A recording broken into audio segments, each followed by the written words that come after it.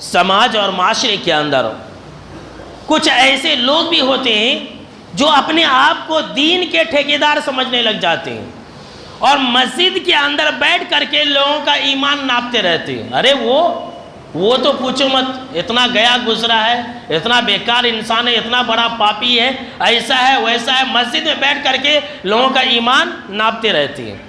ان کو جا کر کے سدھاریں گے، ان کو نیکیوں کی تلقین کریں گے، ان کو برائیوں سے نکال کر کے اللہ کے قریب کریں گے، یہ نہیں کرتے، لیکن ہاں دین سے دور کرنے میں لگے رہتے ہیں. اللہ رب العالمین نے قرآن مجید کے اندر مدینہ کے اندر جو منافقین تھے، ہم منافقین کتنے بڑے اللہ کے دشمن ہیں ہم اور آپ جانتے ہیں. مدینہ کے اندر جو منافقین تھے، اللہ نے ان منافقوں کے بارے میں آپ صلی اللہ تعالیٰ علیہ وسلم سے کیا کہا تھا جانتے ہیں؟ سنیے، سورہ النساء کی آیتیں ہیں. اللہ رب العالمین نے ان منافقوں کے بارے میں آپ صلی اللہ تعالیٰ علیہ وسلم سے کہا کہ اولئک الذین یعلم اللہ ما فی قلوبہم، کہ اللہ کے نبی اکرم و مکرم صلی اللہ تعالیٰ علیہ وسلم یہ جو مدینہ کے منافقین ہیں، ان کے دلوں میں جو کچھ بھی اللہ جانتا ہے.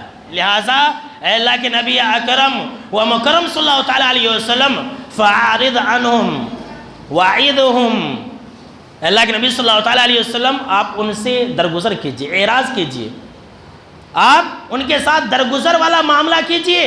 وعظہم، اور ان کو نصیحت کیجئے. اللہ اکبر. دیکھ لیجئے، ہمارا یہ فریضہ ہے کہ ہم گنہگار بھائیوں کو نصیحت کریں، انہیں اللہ سے قریب کریں، لیکن ایسی بات نہ کہیں کہ وہ انسان اللہ سے دور ہو جائے، اللہ کی رحمت سے مایوس ہو جائے. کیا کہا اللہ نے؟